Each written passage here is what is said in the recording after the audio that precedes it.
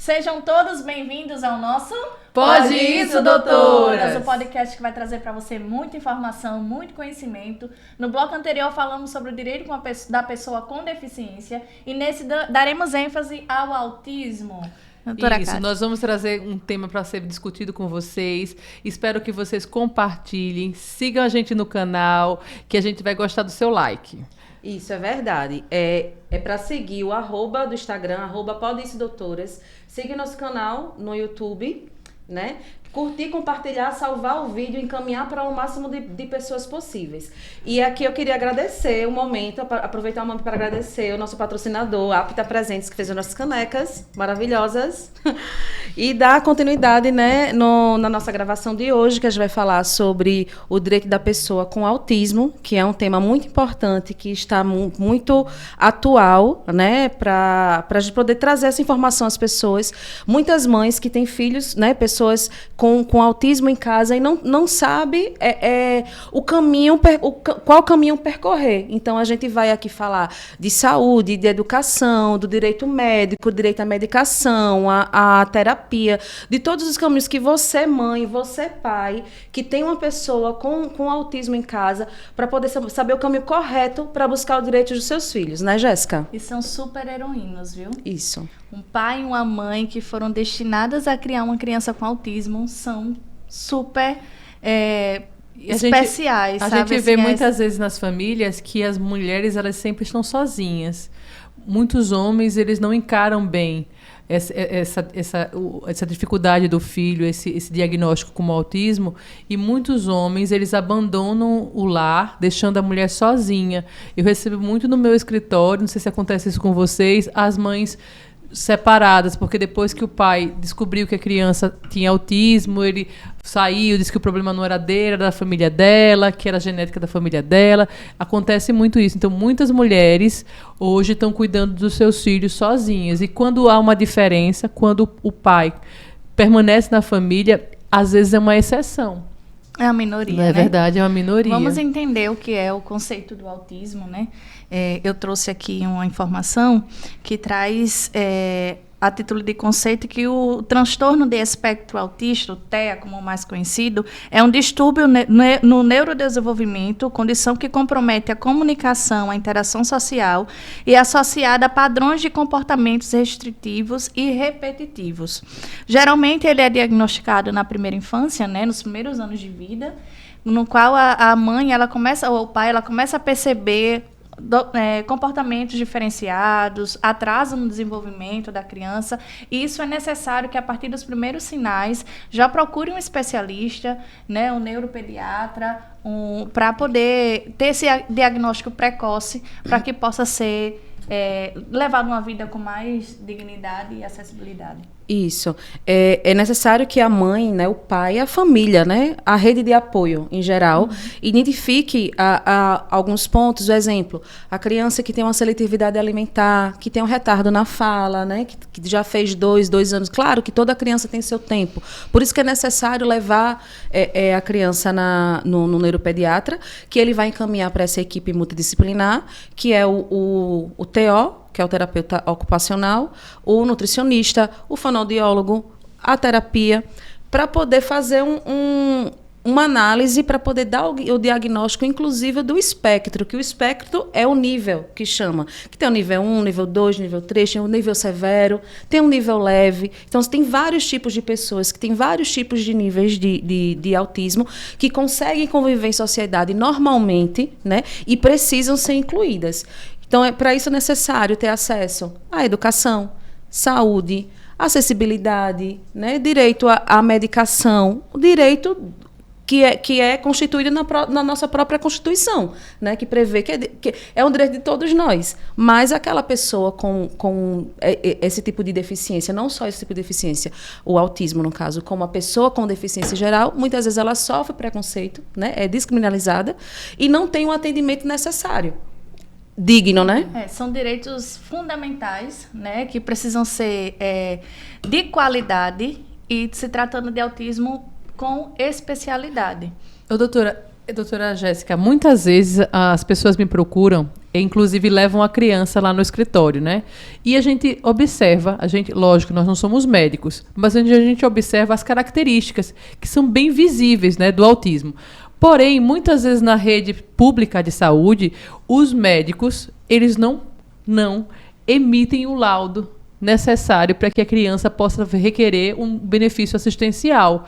E muitas vezes, nós como advogados, a gente sabe disso, que é uma realidade, não é uma coisa que eu não esteja contando que não fosse um fato verídico. Muitas vezes nós arcamos com essa consulta particular para que seja feito todo um acompanhamento, para que seja verificado essa criança, se ela é portadora do autismo. Muitas vezes é omitido isso dela, mesmo sendo um direito garantido a todo cidadão que procura um acompanhamento médico, eles têm todo o direito de receber esse diagnóstico, não é verdade? E, doutora, quando é negado pela saúde pública esse acesso ao diagnóstico, quais são os procedimentos que essa pessoa tem que fazer? Não é negativa apenas de diagnóstico, é de tratamento também. É muito corriqueiro pessoas chegarem no escritório informando as negativas de medicamento, procedimento, home care, de pessoas com o aspecto autista que teve as terapias negadas, ou então não houve o ressarcimento do plano de saúde diante das terapias que foram prescritas pelo médico, porque a gente sabe que os planos de saúde são regidos pelo rol da ANS, né, e eles exemplificam vários tratamentos e também eles limitam alguns deles, né, e as terapias tem umas limitações, mas se você não sabe o direito da pessoa com autismo para acesso aos planos de saúde, não pode ter as limitações de terapia, porque cada caso é um caso específico e o médico que lauda isso, ele é o que entende, é o que acompanha aquela criança, então ele tem o dever de colocar nos relatórios todo o acompanhamento médico e o que é necessário para que haja um tratamento eficaz para aquela criança. Então, havendo uma negativa em qualquer um dos procedimentos, a gente faz o requerimento administrativo que a gente precisa eliminar e cessar todas as vias administrativas de solução. E, havendo as negativas em todas as vias, envie e-mail, faça uma reclamação na ANS. Se não houve solução, judicializa. Infelizmente, a judicialização da saúde está sendo muito corriqueira. O direito existe, é explícito, porém há essas negativas que só pioram a situação dessas crianças. É importante também trazer o seguinte, a carência de profissional. Você estava falando da questão do diagnóstico, porque assim, como eu tinha trazido, para poder ter um diagnóstico de autismo, não é necessário somente a consulta com o neuropediatra. Ele precisa da equipe por trás dele que vai fazer o diagnóstico. E eu conversando já com algumas mães, algumas pessoas da área, disse que são mais de 100 pontos que são analisados. E é muita responsabilidade também para o profissional dar o diagnóstico de autismo sem ser, até porque pela dificuldade, muitas vezes em meninas de nível 1, com TEA, com nível 1, de ser diagnosticado. Então, eles vão ter que refazer a terapia. E ainda tem uma outra questão, a carência aqui no estado, que, salvo engano, eu não sei a questão dos planos de saúde, mas particular, só tem 2 neuropediatras aqui em Maceió. Então, ele é praticamente aquele neuropediatra que vai atender, vai diagnosticar, quer dizer, não sozinho, com o apoio da equipe. E aí, muitas vezes, aí entra a questão da necessidade do plano de saúde e da necessidade do SUS. Por quê? Muitas vezes eles passam 4 consultas com TO, 4 consultas com a fono, 4 consultas com nutricionista para poder levar esse laudo para o neuro diagnosticar. Então, realmente é uma responsabilidade muito grande, né, do profissional de dar o diagnóstico. Óbvio que a gente sabe que tem muitas crianças que aparentam, sim, ter um diferencial, ter algo diferente que abre o olho da mãe e dizer, não, eu tenho que tratar isso aqui de forma diferenciada. Né? A criança, um exemplo, com 5 anos não está falando, né? Existem várias questões, né, que tem que ser analisada nesse sentido. Mas é importante a gente trazer essa questão. Tem a questão da negativa do profissional, mas também tem a questão da falta de profissional e a questão A demanda é né? muito grande. Inclusive, eu vi recente que a prefeitura aqui do estado está fazendo um local, né, com uma equipe multidisciplinar. Espero que fique pronto muito rapidamente e que consiga atender às necessidades da população. Não só a prefeitura, como também os planos de saúde, alguns deles já estão criando especialidades, né, centros específicos para tratar o autista. Só que o que acontece é que a realidade é assustadora, porque, vejam, eles querem obrigar as crianças que fazem já o acompanhamento de autismo a entrar nessa rede integrada do plano de saúde. Só que a gente sabe que algumas crianças que têm autismo, em sua grande maioria, ela tem aquela seletividade de muitas coisas. Então, o desenvolvimento daquela criança com aquele profissional vai ser um. Se tirar daquele profissional e colocar com o outro, pode recair, prejudicar muito o desenvolvimento daquela criança. Regredir, né? Faz a regressão do tratamento. Então, os planos de saúde se negam a custear na via particular ou fazer o ressarcimento daquele valor do tratamento, querendo obrigar a ir para o que o plano oferece, o plano fornece. Isso aí também é muito motivo de judicialização. Muitas vezes também é confundido o autismo com o TDAH, né? Até por ser um assunto que a gente fala hoje constantemente, hoje as pessoas podem estar até dizendo assim, um assunto que já está batido de tanto que se fala na televisão e nos rádios e também nos jornais. Porém, é um assunto muito novo. A primeira vez que foi utilizado o termo autismo foi em 1905. Por um psiquiatra suíço. E ele utilizou para descrever uma pessoa que tinha esquizofrenia. Entendeu? E depois, assim, tem uma associação do amigo do autista, que é a AMA, que foi desenvolvida em 1983, 40 anos. Mas muitas coisas mudam. E, assim, o autismo não é como uma doença do coração, que você sabe que onde dói é o coração. Então, o autismo ele é muito amplo. Ele tem a síndrome de Aspen, tem a síndrome de Williams, tem várias outras síndromes que vêm com o autismo. E, além das síndromes de desenvolvimento, né, ele também, muitas vezes, ele desenvolve alguns autistas ele desenvolvem seletividade alimentar também. Eu tenho conhecimento de uma pessoa que ele tem autismo e ele tinha uma intolerância severa a glúten. E ele não podia, nada podia na casa dele conter glúten. Então, assim, precisava de uma alimentação toda diferenciada. Não podia ter, ele não comia pão. Na escola, ele não podia nem chegar perto do biscoitinho do coleguinha, porque se ele tivesse contato ao glúten, ele ficava todo intoxicado. Então, assim, não é só um problema de desenvolvimento. Tem outras coisas também que a sociedade, né, que tem que estar aberta para poder melhorar a vida dessas pessoas. Porque imagine uma criança numa escola, junto com as outras crianças, todas as crianças tendo acesso a uma alimentação normal e ele não podendo nem chegar perto. Né? Eu acredito assim, que tem que ser fornecida também para as pessoas alimentações ou de forma especializada. Como é que eu posso especializada? Não, diferenciadas, né? Para que pessoas que tenham intolerância à lactose, hoje a gente vê muito, né? Zero lactose, zero glúten, mas assim, é uma coisa recente e precisava baixar o custo. E por eles serem seletivos, eu não sei se vocês viram, faz um pouquinho de tempo, mas teve uma fábrica de bolachas, no qual tinha uma criança autista que só comia aquela bolacha. Né? Não sei se vocês já ouviram falar. E era a única que ela comia. Só que ela saiu de linha. Eita. Parar de fabricar. Imagina o desespero dessa mãe, porque a criança só comia aquela bolacha.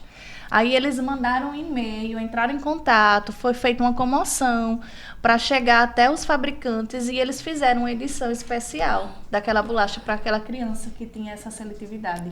Ela deu uma sensibilidade assim tremenda, né? Você vê. Com certeza. E a Cátia estava falando da questão de ser tão recente. Inclusive, existe a lei 13.977 de 2020, batizada como Lei Romeu Mion, que é o filho do Marcos Mion, né? Que ele garante, né? Ele é válido em todo o Brasil, que ele garante atenção integral, de pronto atendimento, de propriedade do atendimento e acesso a serviços públicos e privados, em especial das áreas de saúde, educação e assistência social. Então, assim, é muito importante você trazer essa fala, por quê? Porque aí vem a questão do direito à educação. da acessibilidade. Então, como é que uma criança tem uma seletividade alimentar? Como é que ela vai frequentar a escola? A escola ela tem que estar preparada para receber aquela criança. Seja ela intolerante a glúten, a lactose, ou com a seletividade alimentar severa, onde, como eu conheço pessoas, eu tenho clientes que o filho não come nada pastoso, nem líquido, ela só come seco, tipo bolacha. Ela disse, Érica, tem época que ela só quer comer, tipo assim, teve a época que ela só queria comer ovo. Aí ela só comia ovo. Aí, atualmente, ela está na época da farinha. Ela disse que tinha até dó, porque ela só queria comer farinha láctea ou farinha seca. E ela disse que tentava até colocar um pouquinho de manteiga para poder dar um gostinho, mas quando ela sentia... Ela rejeitava, ela não queria comer. E aí, biscoito, ela só come daquela marca específica. Tem alguma... Porque eles são mais sensíveis que a gente. Então, assim, o paladar é mais aguçado, por isso que tem o som, né? Você pode ver muitas crianças que usam... Nós estávamos nós fomos numa palestra na OAB, né, da Comissão da Criança e do Adolescente, que nós fazemos parte, e foi, acho que, o mês de maio, que é o mês de conscientização, né, da pessoa com autismo, e tiveram várias pessoas com autismo, inclusive palestrando. E aí a gente estava batendo palma, como cada pessoa estava, né, falando. A gente começou a fazer dessa forma. Mas a gente só fez isso porque veio uma pessoa com autismo, né, um jovem de 20 anos, ele falou, vocês estão batendo palma, mas eu estava me sentindo incomodado.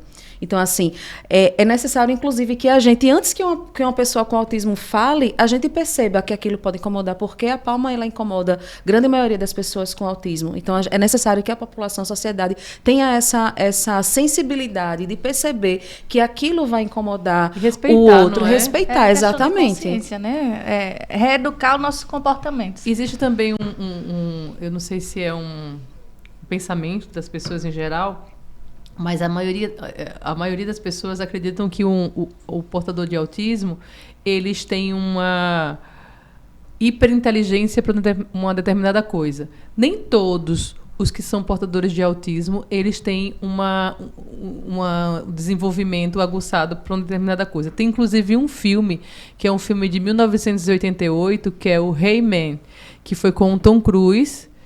Eu não sei pronunciar o nome do ator principal, mas ele era um irmão, o pai morria, e o Tom Cruise ia buscar esse irmão, que era autista.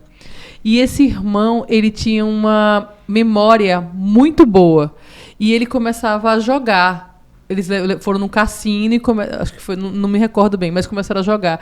Então, assim, as pessoas assistiram esse filme pela primeira vez. Foi um filme sucesso em bilheteria, porque foi a primeira vez que o autismo foi mostrado no cinema, e as pessoas começaram a identificar algumas características. E, às vezes, buscando que aquela pessoa que tinha em casa, que tinha característica de autismo, desenvolvesse alguma característica especial, igual o Hey Man, que memorizava as coisas. Então, nem sempre a pessoa que é portadora de autismo, ele vai desenvolver que hoje alguns pais chamam de super gênios. Muitos pais hoje não querem chamar, eu não sei se eu estou errada em falar, mas muitos pais não querem dizer que o filho é autista e diz que ele é um super gênio. Desenvolve o hiperfoco. Desenvolve o hiperfoco. Porque existem vários tipos. E nesses vários tipos, existem algumas crianças com autismo que elas têm uma super inteligência. Uhum. Elas são superdotadas, né? Então, existe algumas, não todas. Uhum. Então, eles chamam até assim, tem o talento, que às vezes eles têm um talento para uma coisa específica. Não quer dizer que ele seja autista, que ele vai ter uma limitação total. Então, ele tem alguns talentos. A maioria... Isso é... Agora, deixa eu fazer uma pergunta assim para vocês duas. Vocês acham que esse termo de substituição do termo autismo, que é uma deficiência no desenvolvimento, para um outro termo, eu posso estar errado no que eu estou falando, eu só estou falando do que a gente ouve, né? Do termo de super gênio ou super talento, você acha que mascara que vocês acham, assim, no seu ponto de vista, que mascara ou que dói menos a pessoa que fala meu filho é super gênio, meu filho é talento? Eu acredito que não, porque, na minha opinião, porque eu acho que ali só se existe um talento, porque as pessoas têm um estigma que aquela pessoa com autismo tem uma limitação, então assim, que ela é diferente ou que ela é menor que você que não tem autismo. Então, por ela ter aquele talento, vamos dizer, esse super gênio, que chama? Super gênio. Super gênio, eu acho que isso para o pai é gratificante, para saber que ele não é tão diferente do outro, que ele pode ser tão especial, entendeu? Quanto uma criança que não tem autismo. É aquela luta de mostrar as qualidades, sabe? E sim, exaltar as qualidades. Eu acho isso exatamente interessante. Eu tenho um primo que eu posso falar dele que ele é maravilhoso, ele é super inteligente, e quando ele tinha assim 10 anos de idade, as crianças, elas não chegavam muito próximo para conversar, porque o assunto dele era muito cabeça.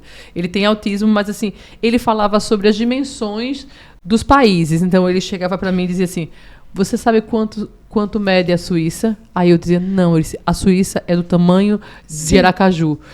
Uma tem tantos quilômetros, não sei o quê. Assim, um assunto que para as outras crianças eram desinteressantes, mas eu ficava assim, meu Deus, fascinada com ele. O meu cliente, o filho do meu... meu cliente, né? Que é ele que tinha autismo. O pai dele falava que ele até cansa de tanto que ele fala, porque ele sabe de todos a vida marinha. Porque baleia de tal tamanho, baleia tal, peixe tal... Toda a vida marinha. Ele sabe de tudo. Ele não tem outro assunto. Mas é porque o hiperfoco dele é naquilo. Então, ele sabe de tudo. Então, ele vai saber mais que eu, que você, que qualquer pessoa, porque é o que ele gosta e o que ele estuda. E aí, ele também tem ele entende... A maioria deles é assim. Eles entendem as coisas da forma literal. Um exemplo. Se você fala, tá chovendo canivete, ele, como assim tá chovendo canivete? Eles entendem dessa forma. Então, assim, é muito importante que a gente tenha essa sensibilidade de saber de como conversar com eles para que eles não se sintam confortáveis na conversa, né? E conversar de igual para igual, né? A gente foi para aquela palestra, aquela menina de 9 anos, falando melhor que eu. Ela fala palestra. Um show. Ela deu um show, emocionou, porque o que é que a gente vê da pessoa com autismo? A gente vê a limitação. E a limitação está na cabeça da gente. Mas você viu que ela exaltou muito a professora? Porque a professora dava espaço para ela. Teve uma sensibilidade muito importante. Olha, o professor, o orientador, o cuidador, ele é muito importante nesse momento, porque ele tem que mostrar as qualidades do gênio e o talento do gênio, né? Pode ser que não seja um talento para outras pessoas, mas eles têm que a gente tem que parar com essa mania de evidenciar só o que é ruim do outro. Vamos evidenciar as coisas boas também, não é? Isso no aspecto geral, né? No aspecto geral, porque a gente tem uma mania de dizer assim, você é muito chato, você fala demais, mas você não fala assim, olha, você é muito interessante para eu entender essa conversa. Mudar os termos, porque, inclusive, esse final de semana, eu estava falando com esse meu primo e a gente estava falando sobre estoicismo. Sobre os estoicos, que são os filósofos, né? O tipo eu estava falando sobre Diógenes e tudo mais. E eu estava falando para ele que... Isso aí mesmo eu conversaria, porque eu não sei nem quem é. Assim, eles tinham uma descrição... Eu não posso afirmar, mas da forma que eles falavam, como eles viam o mundo, era tipo assim. O estoicismo, ele fala que você é você... E você só tem que se importar com aquilo que parte de você. Aquilo que não depende de você não é problema seu. Então, eu já penso assim mesmo. Mas isso aí então eu sou sem saber. Mas, o autista, por exemplo, quando a criança é uma criança de 3 anos de idade, o pai vai embora, ele não chora porque o pai vai embora. Nem todos. Aí você vai depender do espectro, vai depender, né, da sensibilidade de cada um. Mas assim, esse meu primo, ele não chorava, ele não sentia falta, porque a mãe ia embora. E ela achava estranho, porque as outras crianças, quando a mãe se despedia, chorava e ele não. Aí assim, pra mãe aceitar que seu filho tem que tem um aspecto, que tem um desenvolvimento diferenciado, para uma mãe aceitar, é muito difícil às vezes. É um processo. E é importante, mais uma vez, a gente falar dos direitos, né? A gente veio aqui para falar para essas mães dos direitos que os seus filhos têm, do direito à saúde, à educação, à matrícula. E é uma informação, que as escolas que recusarem matrícula para pessoas com autismo, eles tem a Lei 12.764, que prevê multa de 13 a 20 salários mínimos para essas escolas que negarem a inclusão. Então, elas têm que aceitar, elas têm que se adaptar, elas têm que receber, elas são obrigadas a receber aquela criança, né? Sem falar também dos planos de saúde, que muitas mães, né, por conta da escassez e alta demanda do SUS, procuram os planos de saúde para ter uma assistência melhor para os filhos, e muitas vezes elas se esbarram com a questão da carência. E para quem tem aspecto autismo, ele não deve cumprir a carência por doença pré-existente. Então, esse é um direito que muitas mães desconhecem. E tem um acesso prioritário. Vamos dizer que existe uma seleção para o Gigantinho, que é uma creche municipal onde as mães podem deixar os seus filhos, né? Vamos dizer que essa criança está concorrendo uma vaga nessa creche. E essa criança, ela é portadora de autismo. Ela tem prioridade nessa vaga? Prioridade também nas tramitações processuais. Todas as demandas que envolvam criança ou portador de deficiência, criança com espectro autista, ela tem prioridade nas demandas judiciais. E falando de sensibilidade, eu queria trazer aqui uma situação que ocorreu comigo. Estava numa ação de guarda e alimentos, e uma das crianças tinha o autismo. E esse acesso à justiça, de forma remoto, veio trazer para a gente a partir da pandemia, né? Aqueles acessos remotos.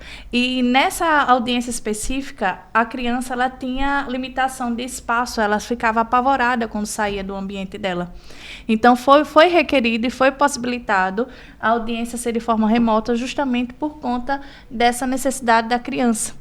E em outra situação, outra criança foi presencialmente comigo, e a juíza foi de uma sensibilidade, assim, invejável, digamos assim.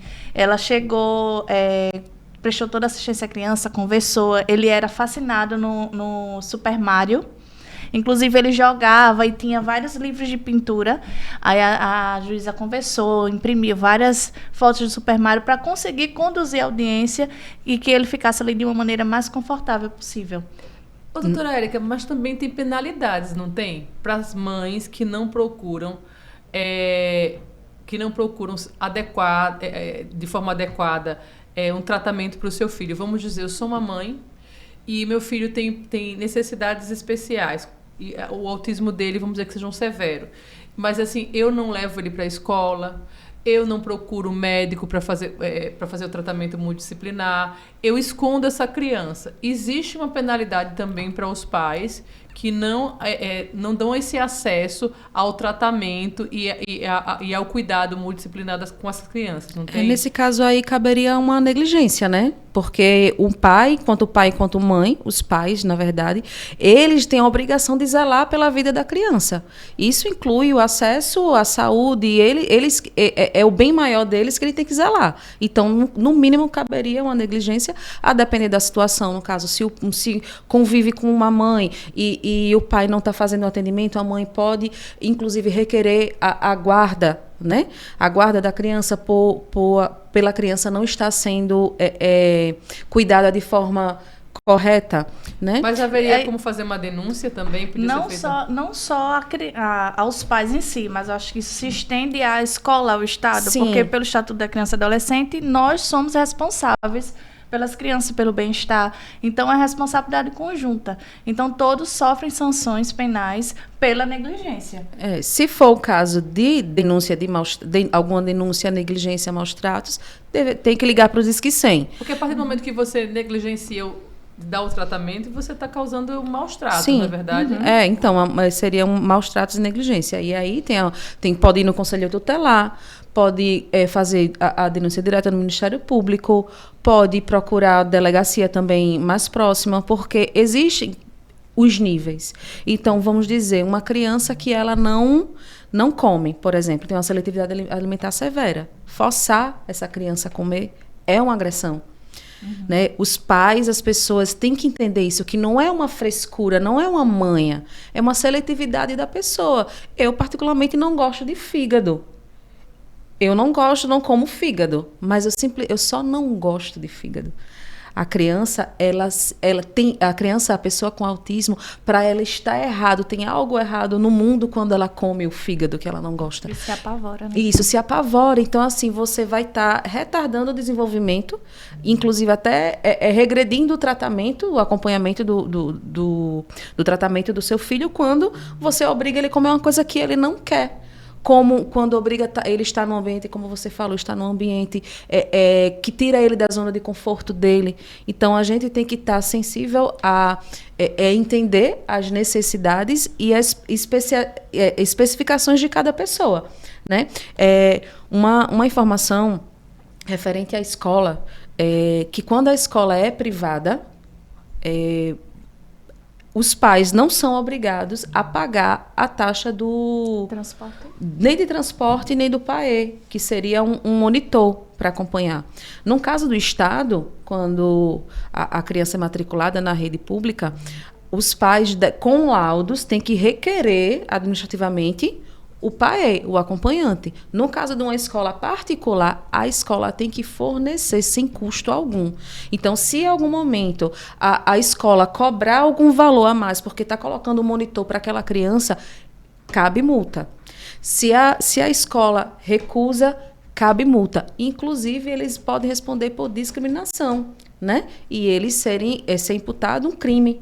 Né? Um crime passível de reclusão, né? ou multa, a depender do crime que foi cometido.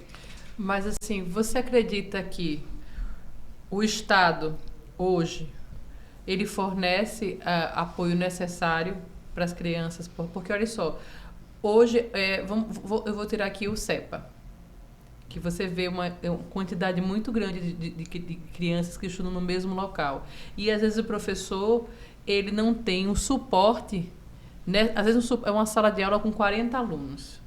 Né? Já começa assim. Muitas vezes, o Estado ele não dá o suporte necessário para aquele professor trabalhar com aquela demanda.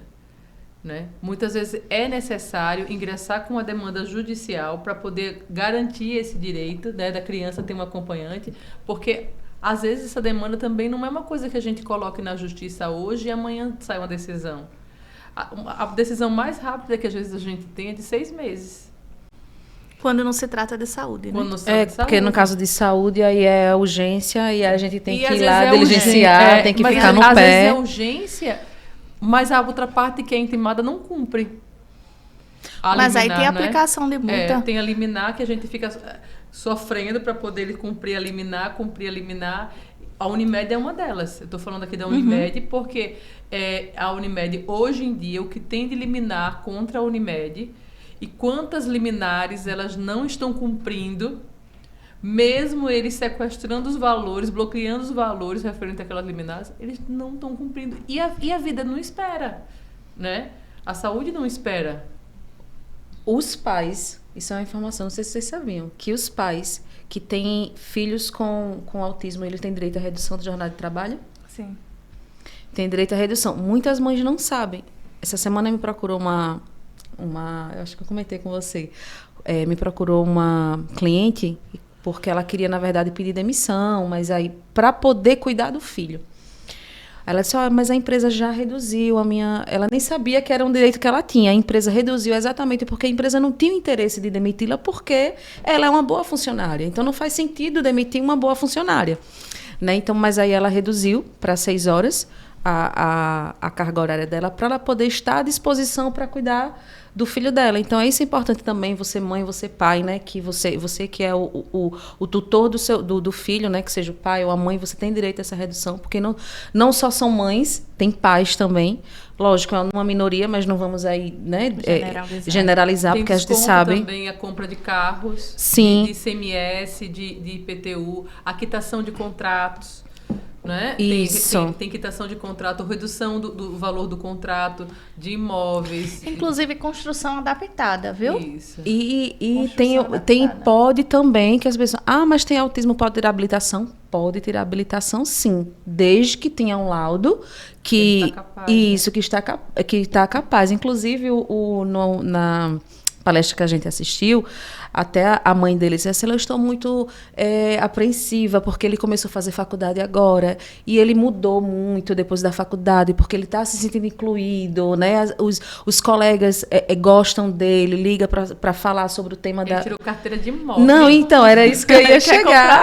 Era, exatamente. Ela disse, e agora ele quer uma moto, ele vai de ônibus sozinho e volta. E ela dedicou a vida dela, e a gente, eu acho que não vou falar o nome, mas é uma jornalista daqui do estado, que ela dedicou a vida dela a cuidar do filho. Então, hoje, para ela, é libertador, né? Assim, gratificante, né? Ver a independência do filho. Enquanto ela lutou, ela falando da jornada dela, de quando ela ia, pegava o filho, ia trabalhar, da luta de mãe solo, de poder dar conta de tudo. E hoje, o filho dela, ser independente e anda de ônibus sozinho, e disse que vai comprar uma moto. E ela disse, eu vou ter que dar uma moto para ele, vou ter que deixar. Por quê?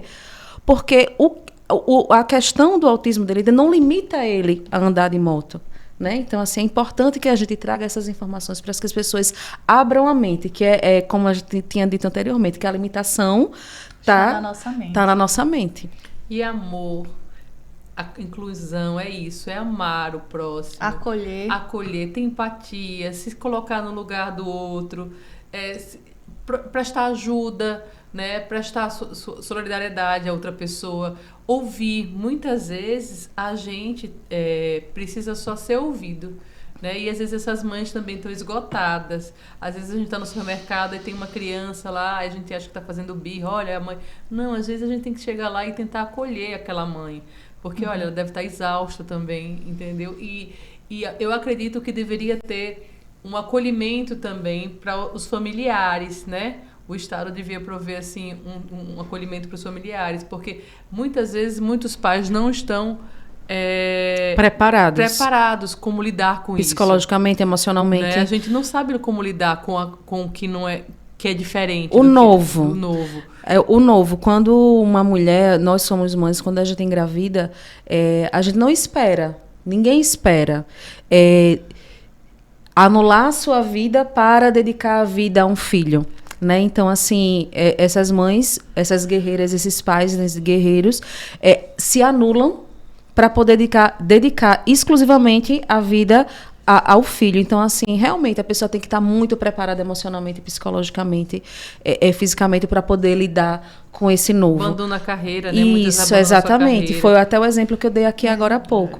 Então, assim, é importante que vocês, mães, mulheres, pais, saibam dos direitos, para você não deixar passar nenhum direito do seu filho, né? Para você ir atrás. Direito à educação, saúde, acessibilidade, transporte, descontos em medicamentos, descontos em quitação de veículo, em financiamento de veículo, isenção de impostos. É um leque gigante. Prioridade para restituição de imposto de renda. Isso, é um leque gigantesco de direitos que a gente eles têm que também tentar ler, não, vou tentar saber, procura um profissional, né, procura uma pessoa da área, tem o direito ao LOAS, que a pessoa com autismo tem direito. Muitas vezes a mãe diz assim, não, mas eu tenho carteira assinada, não consegue sim, procura um profissional da área previdenciária, especializado, para dar o direito que o seu filho tem. É um direito à dignidade, é um direito à vida, à dignidade da pessoa humana. Então, ele merece, ele precisa. Aquele dinheiro não é para ela, é para arcar as necessidades básicas do seu filho. E fundamentais. Inclusive, mães que recebem LOAS por algum outro motivo também têm direito.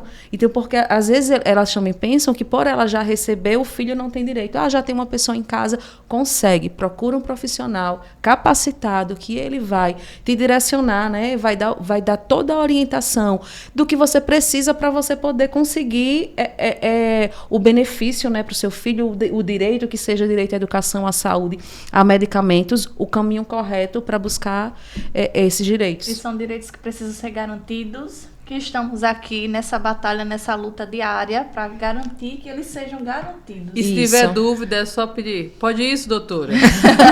E eu quero estender aqui um abraço a todas as mães e pais guerreiros e esses filhos maravilhosos que vocês têm. Uma salva de palmas acessível. Esses super gênios, esses super talentos, essas crianças amadas, que elas continuem sendo amadas e protegidas. E a gente encerra por aqui, e eu queria aproveitar para chamar vocês para a próxima semana. A gente vai estar recebendo uma profissional que ela é portadora de deficiência, ela é psicóloga, especialista em luto, uma pessoa que passou por tudo que uma pessoa com portadora de deficiência passou, as dificuldades, com as dificuldades e limitações que ela tem, mas hoje ela é uma excelente profissional, e a gente quer chamar aqui vocês para na próxima semana assistir também o nosso canal, tá certo? Então, salva esse vídeo, compartilha, envia para o amigo, envia para o colega. Com certeza você conhece alguém que tem um filho com portador de deficiência, que tem um filho com autismo, que vai ser útil esse vídeo, né, essas informações para a vida deles. Não é isso, gente? Isso. Então, mais uma salva de palmas.